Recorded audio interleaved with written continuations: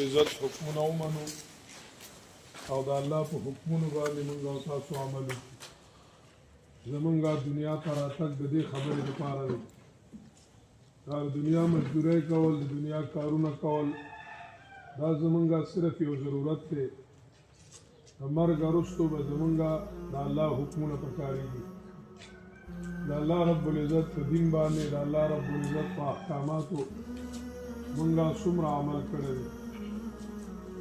د الله رب العزت دوه قسمه حکمونه دي. یو داسې دي چې په هغې کې زمونږ هسې اختیار نه چلېږي، او دویم داسې دي چې هغې کې زمونږ د کولو د نه کولو اختیار دی. لکه مونځ دی، د الله حکم دی، زمونږ اختیار دی چې څوک یې وکړي په خپله خوښه نو ثواب دی، چې ویې نه کړي نو ګناه دی. الله ولې اختیار ورکړی دی. روژه ده، په خپله خوښه چا ونیوله نو ثواب دی، او چې ویې نه نیوله نو سزا ده. وله موږ له الله اختیار راکړی دی. داسې ګناهونه دي موږ الله رب العزت د ځینو ګناهونو نه منع کړي یو، که په خپله خوښه موږ هغه ګناهونه پرېښودل الله پرې راله ثواب راکړي، او که نه موږ نه هغه ګناهونه وشو او توبه مو نه ایستله نو الله دې نه کړي، خو بیا زموږ سزا ده. دا د الله یو قسم حکمونه دي. په دې کې زمونږ اختیار دی، په دې کې بھرپور محنت پکار دی، خواري پکار ده چې د کولو کار زمونږ نه پاتې نه شي، او چې د کم کار نه موږ منع شوي یو چې هغه کار موږ ونو. دویم قسم د الله حکمونه دي چې هغې کې زمونږ اختیار نشته، هغه د الله فیصلې دي، هغې کې زمونږ او ستاسو اختیار نشته.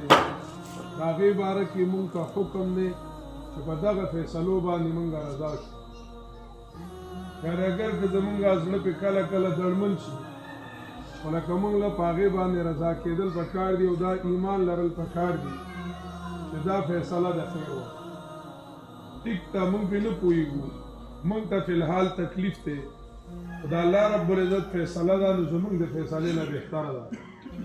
لکه د ډاکټر فیصله وي، ډاکټر وایي چې دا اپریشن کوو، دا اندام دی، دا لاس دی، دا ګوته ده، دا کټ کوو. دا د ډاکټر فیصله وي. بل موږ وایو چې ولې رانه کټ کوې، ما ته بې تکلیف دی، ولې کټ کوې زما نه. دغه ځای کې موږ د ډاکټر خبره منو، ځکه موږ وایو موږ نه پوهېږو، ډاکټر پوهېږي. دغه شانتې د الله فیصلې دي. لکه شین شو، باران شو، زمونږ خوښه فرض که باران دی او وشي شینه، دغه شانتې الله زمونږ خوښه یخني ده او راشي ګرمي، زمونږ خوښه ګرمي ده او راشي یخني. په دغه فیصلو کې زمونږ اختیار نشته. دا د الله رب العزت کې د دغه فیصلو کې یو مرګ او ژوند دی. دا مرګ او ژوند د الله په اختیار کې دي. مړه کول، ژوندي کول د الله اختیار دی، او د دواړو ټیم مقرر دی. که څوک راځي دنیا ته نو دا هم په ټیم راځي، او چې څوک ځي نو د ده ټیم پوره شو. دا بیماری شوي، اکسیډنټ او حادثې شوي، دا د تلو بهانې دي. بس په دې باندې موږ ظاهري کې خپله تسلي ورکړو، نور د دې چې کمدنو ټیم پوره شو. بس د دغه شانتې یو سړی به موږ او تاسو نن سبا ډېر وینو، یو وایي موږ سره سهار چای وڅښله، بل وایي موږ سره ماښام ډوډۍ وخوړه، او اوس یې جنازه ده. د هغې کې اړو بیماري نه وي، ټیم نه وي، وي هټ اټیک وکړو، راګې وشلې، دا وشو. د الله رب العزت د فیصلو وخت مقرر دی، د هر یو وخت مقرر دی، او د الله رب العزت فیصله زمونږ په حق کې ډېره بهتره ده. چې الله کومه فیصله وکړي زمونږ زړه ته پې دُخ ورسي، تکلیف ورسي. خو ما وایي د دې مثال داسې دی لکه ډاکټر چې اپریشن وکړي، د هغې نه پس سړی ښه شي.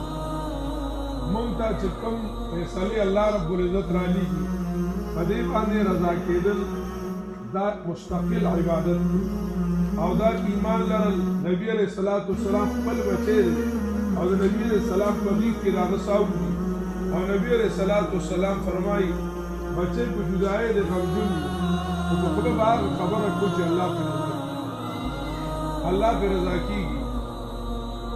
نبی علیہ الصلوۃ والسلام فرمایلی دي چې مصلی په ټیم کې بل نه تسلی ورکول، زړه کې د دې خبره راوستل د ورکولو د اغوستلو اختیار د الله دی او د هر یو څیز نیټه مقرره ده تکلیف ورسېده غم پکار دی برداشت پکار دی مال ډېر راغی مستي نه ده پکار دا الله رب العزت د طرف نه مقرره وه الله رب العزت د احکاماتو خیال ساتل پکار دی چې کومه حادثه راغلې ده الله دې د ټولو چې کوم دی د زړونو تسلي وکړي د الله فیصله ده او د الله فیصله زموږ د فیصلې نه ډېره بهتره ده الله رب العزت دې والدې ته روغ صحت نصیب کړي او الله رب العزت دې الله تعالی دې چې کوم تکلیف راغلی دی الله رب العزت دې دعاونو ته پاره وګرځي الله دې ټولو دعاو کړي الله دې موږ معاف کړي الله رب العزت دې د هغې قبر منور کړي الله رب العزت دې زندګي د آخرت د خوشحالۍ وګرځي الله رب العزت دې ټولو پسماندګانو ته لوی صبر توفیق نصیب کړي الله رب العزت دې زموږ ټولو نه رضا شي الله دې موږ سره د آخرت فکر پیدا کړي الله دې موږ سره د الله د حکمونو فکر پیدا کړي الله رب العزت دې موږ په خپله